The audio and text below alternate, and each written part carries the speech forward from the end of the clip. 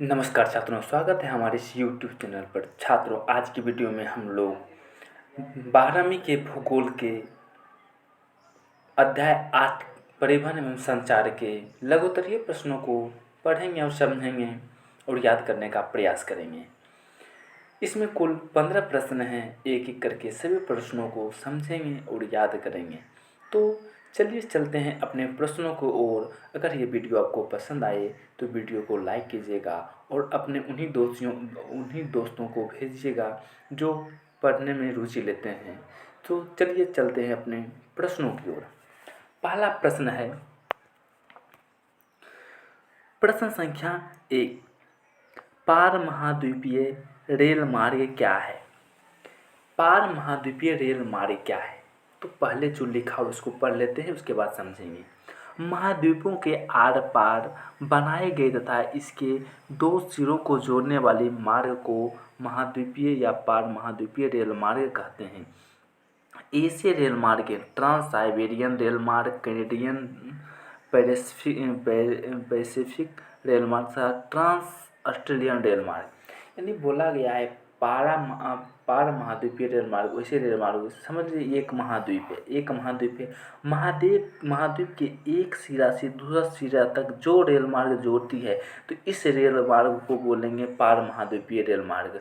तो कई महाद्वीप हैं, तो उसमें से कुछ रेल मार्ग हैं जो महाद्वीपीय रेल मार्ग के अंतर्गत आते हैं, जिसमें है ट्रांस साइबेरियन रेल मार्ग, जो कि दुनिया का सबसे लंबा रेल मार्ग से कहा जाता है। ये लगभग 9,000 किलोमीटर लंबा है। इसकी लंबाई लगभग 9,000 है।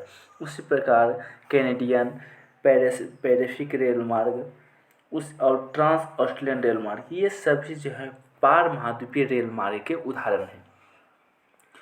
चलते हैं अगले प्रश्न की ओर। अगला प्रश्न है, डेन्यूब जलमार्ग के महत्व का उल्लेख करें। यानी डेन्यूब जलमार्ग सबसे पहले समझते हैं। डेन्यूब एक नदी है। जलमार्ग मतलब जल का परिवहन जिस मार्ग से होता है उसको बोलते हैं जलमार्ग। तो यहाँ लिखा गया है, डेन्यूब नदी Austria, Hungary, Romania, Bulgaria, Yugoslavia, Czechoslovakia आदि देशों से होकर बहती है तथा यह जर्मनी के ब्लैक फॉरेस्ट से निकलकर पूर्व के ब्लैक सागर में गिरती है। इसकी कुल लंबाई राइन नदी से अधिक है, परंतु जलमार्ग और यातायात कम है। यानी बोला गया डेन्यूब एक नदी है जो ऑस्ट्रिया, हंगरी यानी अन्य देशों से होकर गुजरती है। डेन्यूब नदी का जो उद्गम स्थल है ये जर्मनी का ब्लैक फॉरेस्ट है। जर्मनी का ब्लैक फॉरेस्ट में निकलता है और पूर्व के ब्लैक सागर में जाके गिरता है। यानी उद्गम स्थल जर्मनी का ब्लैक फॉरेस्ट और ये जो है ब्लैक सागर में जाके गिरता है। तो इसका व्यापारिक महत्व है। इसकी कुल लंबाई राइन नदी से अधिक है। इसकी जो लंबाई है राइन नदी से अधिक है, लेकिन राइन नदी की तुलना में इसमें कम यातायात होता है, लेकिन फिर भी यह यातायात के मामले में अधिक है। आगे है, यह पूर्वी यूरोप में उल्लेखनीय व्यस्तम जलमार्ग यानी यह पूर्वी यूरोप का सबसे व्यस्त रेल मार्ग, पूर्वी यूरोप का सबसे व्यस्त जलमार्ग है। यानी पूर्वी यूरोप में जो जलमार्ग हैं उनकी तुलना में सबसे व्यस्तम रेल मार्ग डेन्यूब जलमार्ग है। इसकी लंबाई 3500 किलोमीटर है। इसकी लंबाई 3500 किलोमीटर है। जहां हम लोग अपना गंगा जो इतनी लंबी नदी है भारत की, उसकी लंबाई 2500 है, लेकिन डेन्यूब जो नदी इसकी लंबाई कितना है, 3500 किलोमीटर है। इसे राइन नदी पर मैंगवर्स से लेकर डेन्यूब के तट पर के कोलाहल तक 171 किलोमीटर लंबी नहर द्वारा जोड़कर बनाया गया। यानी इसमें जो है राइन नदी और डेन्यूब के तट को जोड़कर 171 किलोमीटर लंबा नहर के द्वारा बनाया गया। यह नहर डेन्यूब जलमार्ग काला सागर, उत्तरी सागर तक फैला हुआ है और नहर डेन्यूब जो है काला सागर और उत्तरी सागर को उन तक पहुंचाता है। चलते हैं अगले प्रश्न की ओर। प्रश्न संख्या 3, स्वेज नहर किन दो निकटवर्ती पतनों को जोड़ता है? यानी नहर बोला जाता है जल का वह साकरा भाग जो दो बड़े जलराशियों को जोड़ता है। यानी जल का साकरा भाग जो कृत्रिम रूप से बनाया जाता है ताकि परिवहन के लिए दो समुद्र या दो जल परिवहन एक दूसरे से मिल सके। तो इस यहाँ बोला गया है कि सुएज नहर किन दो निकटवर्ती पतनों को जोड़ता है, यानी दो जो पतन जहाँ पर पानी के बड़े बड़े जहाज रुकते हैं उसको जोड़ने का काम करता है सुएज नहर। तो सुएज नहर जो है लाल सागर स्थित पोर्ट सुएज, यानी लाल सागर में स्थित है पोर्ट सुएज और भूमध्य सागर में स्थित है पोर्ट सईद। तो लाल सागर को भूमध्य सागर से जोड़ती है और कौन सा पोर्ट है, पोर्ट सुएज को पोर्ट सईद से जोड़ती है, यानी दो पोर्ट को जोड़ने का काम करता है। यहाँ पर इसका आंसर होगा पोर्ट सुएज और पोर्ट सईद, जो कि पोर्ट सुएज लाल सागर में है और पोर्ट सईद भूमध्य सागर में है। तो यहाँ प्रश्न था सुएज नहर किन दोनों निकटवर्ती पत्तनों को जोड़ती है, पोर्ट सुएज को पोर्ट सईद से। प्रश्न संख्या 4, जल परिवहन के क्या लाभ हैं, यानी जल परिवहन के क्या लाभ हैं, अन्य परिवहनों की तुलना में जल परिवहन में क्या क्या सुविधाएं होती है। तो सबसे पहले तो है यह परिवहन का सस्ता साधन है, क्योंकि इसमें ऊर्जा लागत कम होती है, यानी परिवहन का सबसे सस्ता साधन जल परिवहन है और इसमें ऊर्जा भी कम आवश्यकता होती है। प्राचीन काल से यानी इतिहास में कई यूरोपीय देश पानी यानी जल मार्ग से भारत आते थे, विभिन्न प्रकार के वस्तुओं का आयात निर्यात करते थे, यानी जल मार्ग सस्ता भी है, इसमें कम ऊर्जा की आवश्यकता भी होती है। दूसरा पॉइंट है इनमें भारी सामान आसानी से ढोया जा सकता है, यानी जल परिवहन जो है एक विशेष प्रकार का जहाज में अगर बना देंगे बहुत बड़ा जहाज, तो इसमें जो है इसके लिए बड़ा सड़क या रेल लाइन की आवश्यकता नहीं होती, ये जल मार्ग के माध्यम चलती है, इसलिए इसकी आकृति कितना भी बड़ा हो इसका जो है यातायात करना आसान होता है। तो इसलिए यह इसमें भारी सामान को आसानी से ढोया, जितना बड़ा जहाज बनाएंगे उतना ज़्यादा सामान ढो सकते हैं। तीसरा पॉइंट, इसका रख रखाव नहीं करना पड़ता, यानी जहाज जो है उसके लिए अधिक रख रखाव की आवश्यकता नहीं पड़ता है, ठीक ठाक रख रखाव करते हैं, देखभाल करेंगे तो वो चल जाएगा। और प्रश्न चौथा पॉइंट है जल मार्गों के लिए रेल पटरी और सड़क की भांति मार्ग नहीं बनाना पड़ता। जैसे अगर हम कोई गाड़ी मोटर लेते हैं तो उसको चलाने के लिए सड़क की आवश्यकता होती है, तो उसी प्रकार अगर कोई ट्रेन होता है उसके लिए पटरी की आवश्यकता होती है। लेकिन वहीं अगर हम जल मार्ग का सहारा लेते हैं, इसके लिए कोई खास बाहरी वस्तु की आवश्यकता नहीं होती, यानी ये जल में कहीं भी जा सकता है, बशर्ते उसमें जल की एक पर्याप्त गहराई होनी चाहिए। चलते हैं अगले प्रश्न संख्या 5 की ओर। विश्व के 5 प्रमुख महाद्वीपीय जलमार्ग का नाम बताएं, यानी 5 प्रमुख महासागरीय जलमार्ग का नाम बताना है। तो यहाँ पर दिया गया है उत्तरी अटलांटिक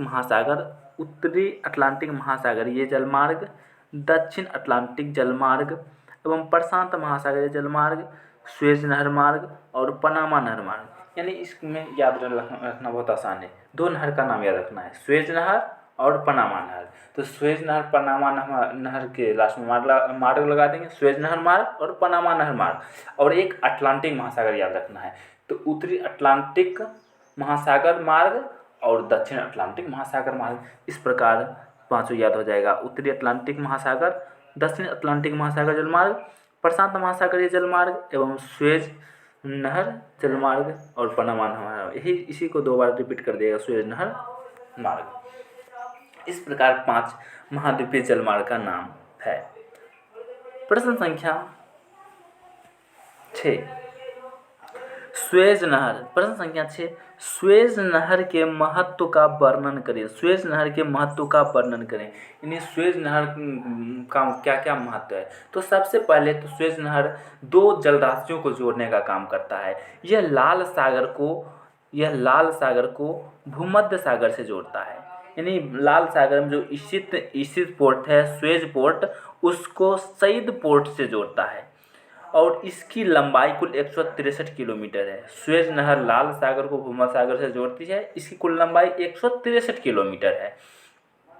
इसके अतिरिक्त पोताश्रय तक पहुंचने के लिए 11 किलोमीटर अतिरिक्त नहर बनाया गया। बाद में पोताश्रय तक पहुंचने के लिए 11 किलोमीटर का और रास्ता बनाया गया है। पहले इसकी जो गहराई 17 मीटर थी, इसकी गहराई 17 मीटर थी और चौड़ाई 260 मीटर थी। लेकिन बाद में जब उद्योग का तेज़ी से विकास हुआ, ज़्यादा परिवहन होने लगा, तो आवश्यकता पड़ी, तो पहले जहाँ 17 मीटर इसकी चौड़ाई और 17 मीटर इसकी गहराई और 260 मीटर इसकी चौड़ाई थी, उसके स्थान पर इसकी गहराई को बढ़ाकर 22 मीटर कर दिया गया और इसकी चौड़ाई 415 मीटर तक चौड़ा कर दिया गया, जिससे परिवहन में आसानी हो।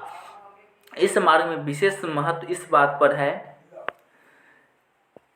इस मार्ग का विशेष महत्व इस बात पर है कि इस मार्ग पर विभिन्न प्रकार के स्थानों पर ईंधन मिलता है। यानी ये जो परिवहन का मार्ग है, इसमें विभिन्न प्रकार का ईंधन मिलता है। जैसे कि हम सड़क पर चलते हैं तो कई जगह पेट्रोल पंप होता है, जहाँ पेट्रोल कम हो जाता है तो हम पेट्रोल वहाँ से भरवाते हैं।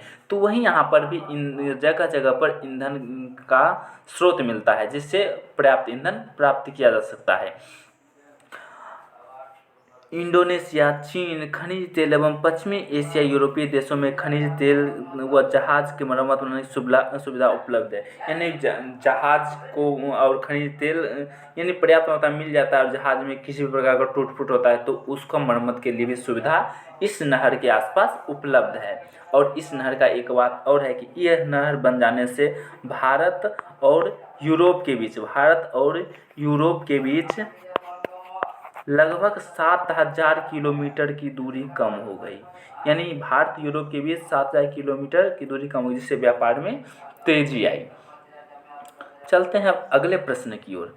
प्रश्न संख्या 7, उपग्रह संचार क्या है?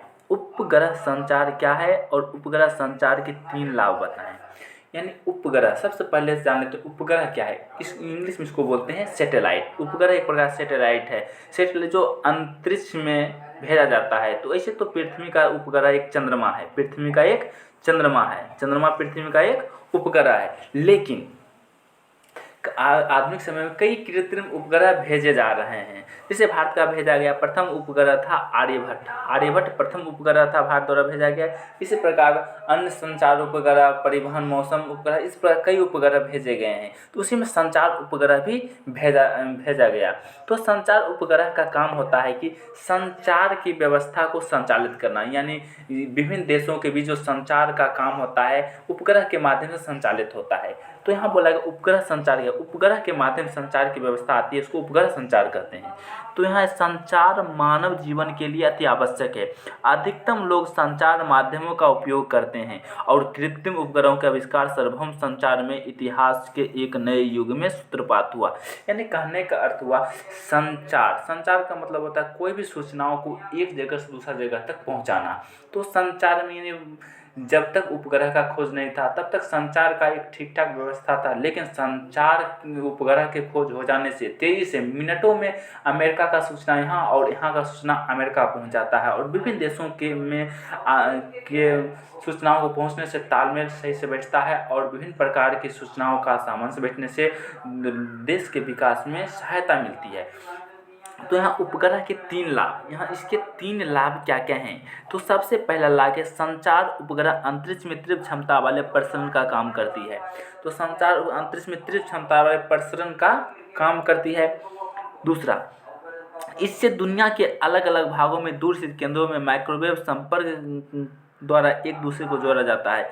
इन दुनिया के अलग अलग भागों में हम यहाँ बैठे दिल्ली से के लोगों से बात कर सकते हैं और दिल्ली के बैठे लोग अमेरिका के किसी शहर न्यूयॉर्क से बात कर सकते हैं। इस प्रकार यानी ये संचार उपग्रह दुनिया के अलग अलग क्षेत्रों को एक दूसरे से जोड़ दिया है।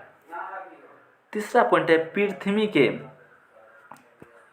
पृथ्वी के किसी भी स्थान को देखने पर इसकी स्थिति बनी रहती है। यानी पृथ्वी विभिन्न जगहों का जो सर्वेक्षण सैटेलाइट के माध्यम से आसानी से किया जाता है, क्योंकि हम धरती पर रहकर धरती के पूरा सर्वेक्षण नहीं करते, लेकिन सैटेलाइट के माध्यम से पृथ्वी का संरक्षण करना आसान है। तो इस प्रकार सैटेलाइट उपग्रह संचार जो है एक प्रकार के क्रांतिकारी परिवर्तन लाया है संचार के क्षेत्र में। प्रश्न संख्या 8, पर्वतों, मरुस्थल तथा बाढ़ संभावित प्रदेशों के स्थल परिवहन की क्या क्या समस्याएं हैं? पर्वतों, मरुस्थलों एवं बाढ़ संभावित प्रदेशों में स्थल परिवहन की क्या क्या समस्या है? यानी बोला गया पर्वतीय क्षेत्र, मरुस्थलीय तथा जिस क्षेत्र में ज़्यादा बाढ़ आता है वहाँ परिवहन में क्या क्या व्यवधान उत्पन्न होती है। तो यहाँ दिया, सबसे पहले एक बार पढ़ लेते हैं क्या क्या लिखा गया है। यहाँ लिखा है, सड़क मार्गों के निर्माण के लिए आवश्यकता है कि भूमि समतल तथा उबड़ खाबड़ नहीं होना चाहिए। सही बात है, क्योंकि बराबर जगह पर सड़क बनाना आसान है, उबड़ खाबड़ जगह पर सड़क बनाना कठिन होता है, क्योंकि विभिन्न सड़क एक प्रकार से बराबर से बनता है, उबड़ खाबड़ होने से परिवहन सही से नहीं हो पाएगा और ज़्यादा वहाँ खर्च भी आएगा। बराबर करने के लिए विभिन्न प्रकार का यंत्र मंगवाना पड़ेगा। अगला पॉइंट है, आगे है, लेकिन पर्वतीय और मरुस्थलीय क्षेत्रों में सड़क निर्माण के लिए उपयुक्त दशाएं नहीं मिलती है। इसलिए पर्वतीय और मरुस्थलीय वाले इलाकों में सड़क निर्माण के लिए पर्याप्त दशाएं नहीं मिलती है। यानी सड़क निर्माण के विभिन्न प्रकार के जो परिस्थिति चाहिए, विभिन्न प्रकार के संसाधन चाहिए, विभिन्न प्रकार की यानी सड़क बनाने के लिए विभिन्न प्रकार की सामग्री चाहिए और बराबर ज़मीन चाहिए, ये पर्वतीय एवं मरुस्थलीय इलाका में नहीं मिलता है। मरुस्थलीय इलाका में है, लेकिन वहाँ पर बालू की मात्रा होने से कई बार बालू के बवंडर आने से जगह जगह बालू के ढेर जमा हो जाते हैं। इस प्रकार वहाँ सड़क बनाना कठिन है, इसलिए इन क्षेत्रों में इसके निर्माण की समस्या आती है। तो इसलिए पर्वतीय एवं मरुस्थलीय क्षेत्रों में सड़क मार्ग या स्थल परिवहन में व्यवधान आता है। बाढ़ प्रभावित क्षेत्रों में सड़क निर्माण आर्थिक दृष्टि से उपयोगी नहीं है, क्योंकि प्रतिवर्ष बाढ़ आने से सड़क एवं पुलों के बहा ले जाती है और सड़क टूट जाते हैं। इसलिए इन क्षेत्रों में सड़क निर्माण की समस्या है। और बाढ़ वाले इलाके में, यानी बिहार का जो मैदानी इलाका है, तो वहाँ पर सड़क बनाना आसान है, लेकिन कुछ क्षेत्रों में प्रतिवर्ष बाढ़ आता है। बाढ़ आता है तो मिट्टी का कटाव होता है, मिट्टी के कटाव से सड़क टूट जाते हैं, कई बार पुल गिर जाते हैं। तो इस प्रकार जो है बाढ़ वाले इलाके में, मरुस्थल में और पर्वतीय इलाकों में स्थल परिवहन यानी सड़क बनाना कठिन है, सड़क या रेल मार्ग बनाना कठिन है। चलते हैं अगले प्रश्नों की ओर। प्रश्न संख्या 9, विश्व के वे कौन कौन से प्रमुख क्षेत्र हैं जहां वायु मार्ग का सघन तंत्र पाया जाता है? यानी सबसे पहले प्रश्न को समझते हैं। बोला गया विश्व के प्रमुख यानी कौन कौन से स्थल हैं जहां वायु मार्ग यानी हवाई जहाज का सघन तंत्र यानी ज़्यादा मात्रा में हवाई जहाज का वहां से उड़ान होता है। तो इस प्रकार के क्षेत्र में यहाँ है पश्चिमी यूरोप, पूर्वी संयुक्त राज्य अमेरिका एवं दक्षिण पूर्व एशिया जिधर भारत का इलाका पड़ता है।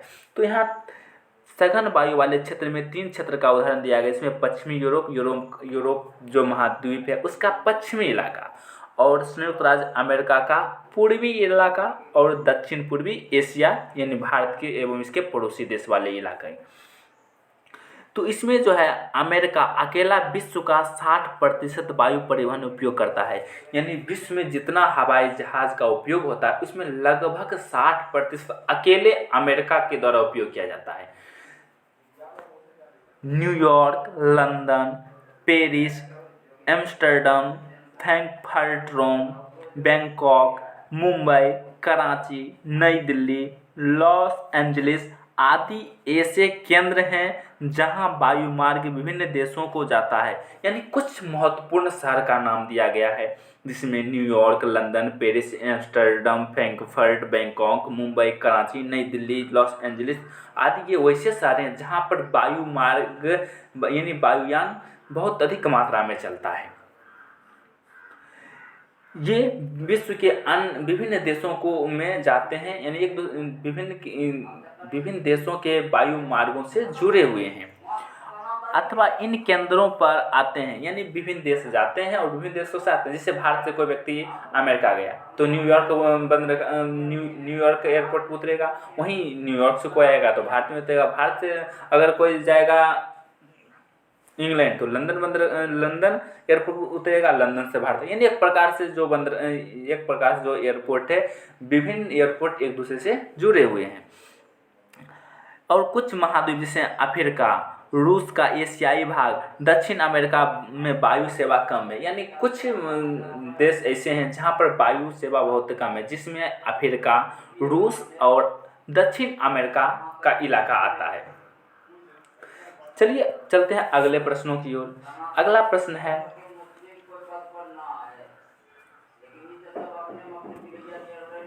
ओरिएंट एक्सप्रेस क्या है? ओरिएंट एक्सप्रेस क्या है?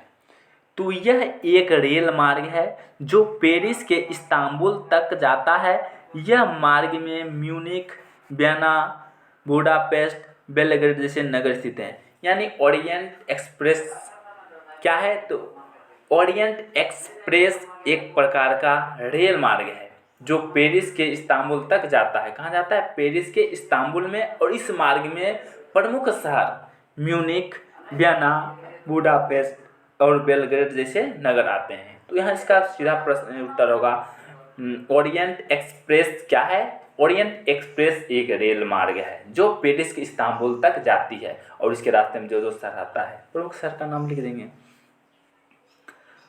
प्रश्न संख्या 11, महामार्ग क्या है? महामार्ग क्या है? तो किसी देश के मुख्य नगरों को जोड़ने वाली पक्की सड़कें महामार्ग कहलाती है। यानी किसी देश के मुख्य नगरों को जोड़ने वाली सड़कें महामार्ग कहलाती है। उदाहरण के लिए भारत में शेरशाह सूरी महामार्ग की सड़क की लंबाई 60 मीटर तक, चौड़ाई 60 मीटर तक हो सकती है। यानी सड़क की चौड़ाई अधिक होती है, 60 मीटर तक हो सकती है। 60 मीटर यानी सड़क की लंबाई 60 मीटर। एक बार करीब समझ लीजिए 30-40 वाहन आर पार आ जा सकते हैं। यातायात के सुचारू रूप से प्रवाह के लिए महामार्ग का पथ लेन, पुल, फ्लाईओवर तथा सड़क के किनारे पुश्ते आदि बने होते हैं। यानी ये महामार्ग होता है, इस महामार्ग में सड़क की चौड़ाई ज़्यादा होती है और ये देश के विभिन्न प्रमुख नगरों को जोड़ती है। और इसमें जो होता है महामार्ग में पथ लेन, पुल एवं फ्लाईओवर बना हुआ रहता है ताकि यातायात आसान हो और जाम नहीं लगे। प्रश्न संख्या 12, परिवहन के 3 प्रमुख माध्यमों के नाम बताएं। परिवहन के 3 मुख्य माध्यम का नाम बताना है। तो परिवहन के 3 मुख्य माध्यम क्या क्या हैं? तो 3 ही माध्यम तो हैं परिवहन के, स्थल मार्ग, जल मार्ग, वायु मार्ग। एक और है पाइपलाइन, जिसके द्वारा विभिन्न पेट्रोलियम एवं खनिज पदार्थों का स्थानांतरण होता है। तो 3 मुख्य परिवहन है, स्थल परिवहन, जल परिवहन और वायु परिवहन। स्थल मतलब वैसा परिवहन जिसके अंतर्गत सड़क और रेल मार्ग, यानी जमीन पर जो परिवहन का साधन है उसमें सड़क मार्ग है और रेल मार्ग, ये स्थल परिवहन के उदाहरण है। दूसरा जल परिवहन, इसके अंतर्गत अंतरस्थलीय परिवहन जैसे नदियाँ, नहरें, समुद्र परिवहन में शामिल है। यानी जल के माध्यम से जिसमें परिवहन होता है। तो जल का जो स्रोत है, नदी है, नहर है और समुद्र है, इसके द्वारा परिवहन किया जाता है, जिसमें नदी में नाव या पानी का जहाज इत्यादि उपयोग में लाया जाता है। तीसरा है वायु परिवहन, इसमें वायुयानों का उपयोग होता है। वायु परिवहन में वायुयानों द्वारा, हवाई जहाज, हेलीकॉप्टर जो भी हो उसके द्वारा परिवहन किया जाता है। तो इस प्रकार परिवहन का 3 माध्यम, स्थल माध्यम, जल माध्यम और वायु परिवहन। प्रश्न संख्या 13,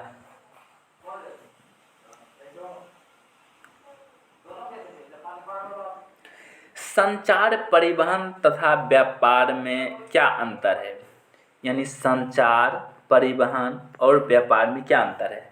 ऐसे तो तीनों एक दूसरे से जुड़ा हुआ है, क्योंकि संचार परिवहन में सहायक है, परिवहन व्यापार में सहायक है और व्यापार संचार में सहायक है। यानी तीनों एक दूसरे से जुड़ा हुआ है, लेकिन तीनों एक दूसरे से जुड़ा होने के कारण भी इसमें बहुत अंतर है। और तीनों का कार्य अलग है लेकिन तीनों आपस में जुड़ा है। तो यहाँ है पहला है संचार।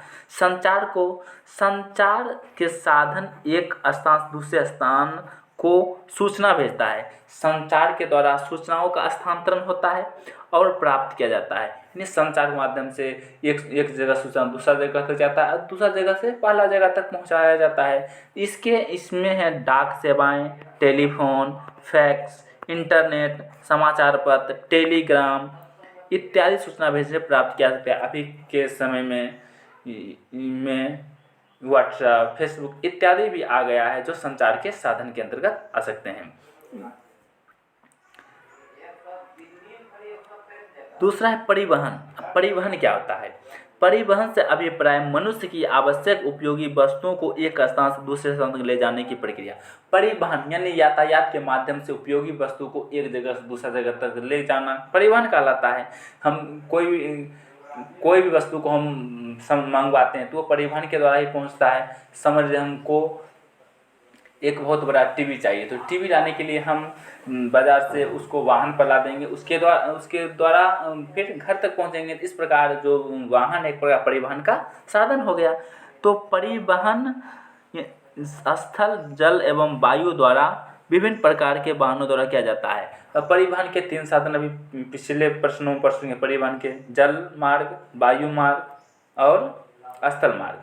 तो ये तीनों साधन हो सकते हैं। अमेरिका से कोई वस्तु मंगवाना है और तेज़ी से मंगवाना है तो हवाई जहाज़ के माध्यम से आ सकता है। कोई बड़ा वस्तु जो व्यापार के माध्यम से लाना है तो यूरोप के यान के द्वारा जलमार्ग से भी आता है। और अपना गांव घर में ही कुछ सामान बाज़ार से मंगवाना है उसके लिए हम सड़क मार्ग का उपयोग करते हैं। इस प्रकार परिवहन जो है विभिन्न उपयोगी पदार्थों को हम तक पहुंचाता है।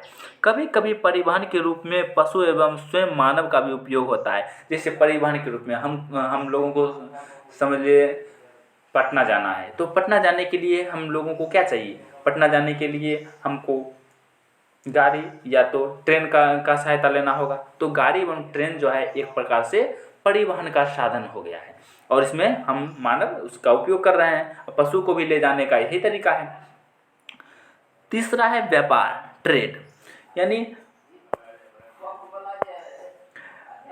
व्यापार में बाजार के माध्यम से वस्तु एवं सेवाओं का आदान प्रदान है। व्यापार में ही होता है, यानी वस्तुओं को खरीदना बेचना ये इत्यादि क्या करता है? व्यापार कहलाता है। वह छोटा स्तर पर हो या बड़ा स्तर पर। तो और वस्तुओं के मूल्य में अंतर मांग एवं आपूर्ति के लिए उत्तरदायी है। व्यापार के माध्यम से वस्तु लाभ कमाने के लिए कम मूल्य पर वस्तु खरीदता है, अधिक मूल्य पर बेचता है। इस प्रकार से जो है मूल्य में अंतर आता है और मांग आपूर्ति बना हुआ रहता है। इस प्रकार व्यापार से अभिप्राय 2 स्थानों के बीच वस्तु एवं सेवाओं का प्रवाह है।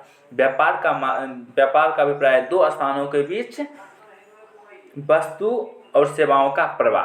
अब तीनों का तो अंतर समझ लिए। तीनों में क्या क्या समानता है इसको जान लेते हैं। संचार में सूचनाओं को एक जगह से दूसरा जगह तक पहुंचाना होता है। परिवहन में उपयोगी संसाधनों को पहुंचाना होता है। व्यापार में विभिन्न प्रकार के वस्तु एवं सेवाओं को एक व्यक्ति से दूसरे व्यक्ति तक पहुंचाना होता है। ये तीनों में ही स्थानांतरण होता है, बशर्ते तीनों में अलग अलग वस्तु का स्थानांतरण होता है। इस प्रकार तीनों में कुछ अंतर भी है और कुछ समानता भी है। चलते हैं प्रश्न संख्या 14 की ओर। प्रश्न संख्या 14, सड़क परिवहन सुविधाजनक क्यों होता है? यानी भारत में सड़क परिवहन रेल मार्गों की तुलना में अधिक है। ऐसा इसलिए क्योंकि सड़क परिवहन रेल परिवहन की तुलना में छोटे स्थानों के लिए सुलभ होता है।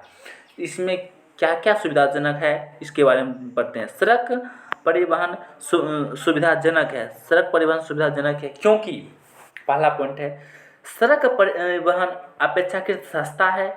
इसकी लागत मरम्मत और देखभाल तुलनात्मक दृष्टि से कम है। यानी सड़क परिवहन एक बार सड़क बन जाता है तो उस पर कई बार गाड़ी मोटर चलते रहता है और ये सस्ता, ये सड़क बनाना सस्ता भी है और ये जो है छोटे छोटे इलाकों तक भी पहुंच सकता है। दूसरा, सड़क उपभोक्ता के घर तक पहुंचती है और उत्पादक एवं व्यापारी सड़क परिवहन को अधिक पसंद करते हैं। यानी सड़क छोटा छोटा सड़क बना के घर तक पहुंच बनाया जा सकता है और व्यापारी भी इस वस्तुओं को आसानी से एक जगह से दूसरे जगह तक ले जा सकते हैं, क्योंकि माल को बार बार उतारना चढ़ाना नहीं पड़ता है। यानी इसमें जो है एक बार परिवहन के साधन पर लोड कर देते हैं और सड़क के द्वारा अपने गंतव्य स्थान तक सामान को पहुंचाया जा सकता है। और जैसे ट्रेन का अगर उपयोग करते हैं तो सिर्फ ट्रेन में स्टेशन पर ही सामान को उतारना होगा, उसके द्वारा तो घर तक तो नहीं लाया जा सकता है। तो ट्रेन की तुलना में सड़क मार्ग थोड़ा सुलभ है, लेकिन लंबी दूरी के लिए ट्रेन मार्ग सही है, लेकिन छोटी दूरियों के लिए सड़क मार्ग सर्वव्यापी सबसे बढ़िया माध्यम है। तीसरा, यह कम दूरी के लिए बहुत उत्तम है। यही अगला पॉइंट बताए थे, यानी कम दूरी के लिए सड़क मार्ग सबसे बढ़िया है। प्रश्न संख्या 4, शीघ्र नष्ट होने वाले वस्तु जैसे सब्जी, फल, दूध इत्यादि के लिए उपयोगी है। जो वस्तुएं कुछ ही समय में 2-3 दिन में खराब हो जाती है, उसके परिवहन के लिए सड़क मार्ग सर्वव्यापी है, क्योंकि सड़क माध्यम से तेजी से उपभोक्ता के घर तक सामान पहुंचाया जा सकता है और जल्दी से जल्दी उसका बिक्री किया जा सकता है। तो इस प्रकार सड़क मार्ग सर्वोत्तम छोटी दूरी एवं शीघ्र नष्ट होने वाले पदार्थों के लिए परिवहन का सुविधाजनक स्रोत है। प्रश्न संख्या 5, कहीं भी कभी भी समय के स्थान की पाबंदी नहीं होती। यात्रा और सामान को कहीं भी ढोया जा सकता है। इन सड़क माध्यम के द्वारा कभी भी कहीं भी हम सामान को पहुंचा सकते हैं। अगर सड़क रास्ता मौजूद है तो परिवहन के द्वारा यानी या तो हम किसी वाहन के द्वारा या तो पैदल भी जाके हम उस सामान को पहुंचा सकते हैं। इस प्रकार सड़क जो है परिवहन में सुविधाजनक है। उम्मीद है कि आपको यह वीडियो पसंद आया होगा। अगर वीडियो पसंद आया है तो कृपया करके उन दोस्तों को ज़रूर भेजें जिसको पढ़ने की जिज्ञासा हो। और